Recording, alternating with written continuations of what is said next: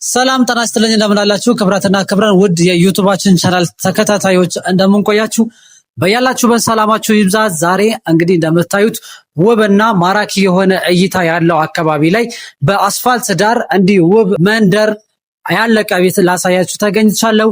አሁን ስፔሲፊካሊ ቤቷን ነው ማሳያችሁ ምን እንደምትመስል። ቤት ለመግዛት የምትፈልጉና በ20% ቀድማችሁ ከፍላችሁ ይሄንን ቤት ወዲያው ያራሳችሁ ማድረግ የምትፈልጉ እስከ መጨረሻው ድረስ ቪዲዮውን አብራችሁን ተከታተሉ። ቤቱ ውስጡ ምን እንደሚመስል አከፋፈሉን አነግራችኋለሁ። እስከ መጨረሻው ድረስ ተከታተሉ። ታዲያ ዛሬ የምንገኘው በሰሚት 72 ነው የምገኘው በጎልደን ፓላስ ሪል ስቴት አሊያም በደጀኔ ለሜሳ ትሬዲንግ ላይ ነው የምገኘው። ይህ አሁን ሰሚት 72 እንዲህ ጥግ አስፋልት ዳር ነው የሚገኘው። ይህ ቤት ጠንቀቅ ብሎ አልቆ ከግራውንድ እስከ 5ኛ ድረስ የሾፒንግ ኤሪያ ነው ወይም ደግሞ ጂምና ስፓ 4ኛን ይይዛል ማለት ነው። ከታች ባንክ፣ ካፌ፣ የተለያዩ የማርኬቲንግ ኤሪያዎች የሚገኙበት ቦታ ነው። እነሱ የሚጀምሩት ከ5ኛ ፍሎር ጀምሮ ነው ያሉት። ከ5ኛ ፍሎር እስከ 11ኛ ድረስ አለ ማለት ነው። አጠቃላይ ፍሎሩ 11 ቤት ነው ያለው። ታዲያ አሁን የምንገኘው በ209 ካሬ ላይ ነው የምንገኘው።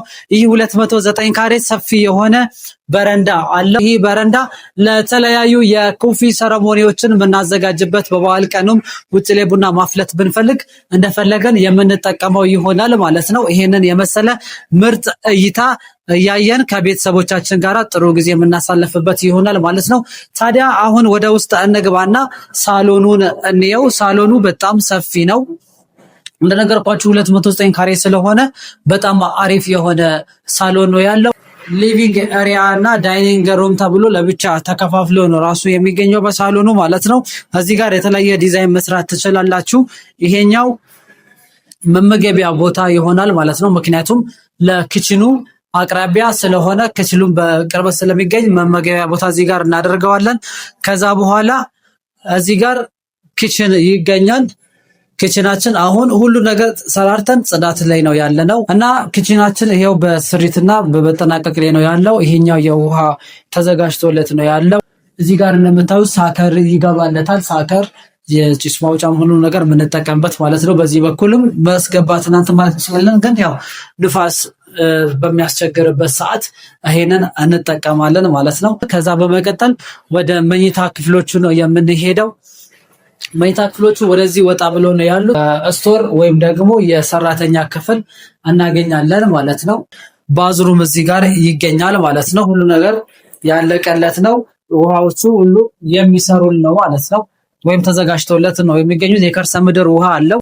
ወደ ፋሚሊ መኝታ ክፍል ነው የምንገባው።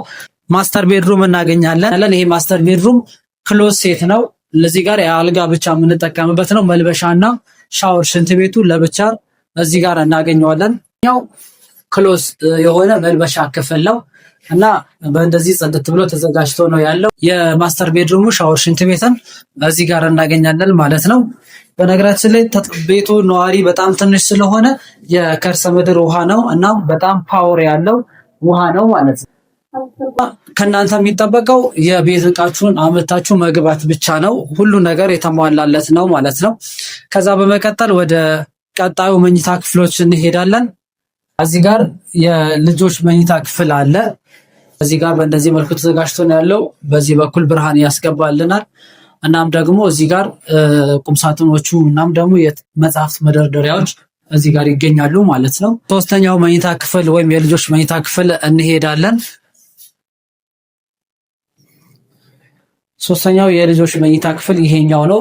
አጠቃላይ ባለ 3 መኝታ ነው ከሰራተኛ ክፍል ውጪ ማለት ነው። አሊያም ደግሞ ከስቶር ውጪ ሌላኛው 3 መኝታ ክፍል ብቻ ነው እዚህ ጋር የሚገኘው። እዚህ ጋር ኮመን የሆነ የሁለት መኝታ ቤት ወይም ደግሞ የልጆች ሻወር ሽንት ቤት እዚህ ጋር ይገኛል ማለት ነው። በመቀጠል እዚህ ጋር የላውንደሪ ወይም ደግሞ ልብስ ማጠቢያ ማሽን እዚህ ጋር መጠቀም እንችላለን ማለት ነው። ታዲያ ይሄንን ቤት የምትገዙት በቅድመ ክፍያ ብቻ ነው። ቅድመ ክፍያ ከፍላችሁ በ20% ቅድመ ክፍያ ቤቱን መረከብ ትችላላችሁ።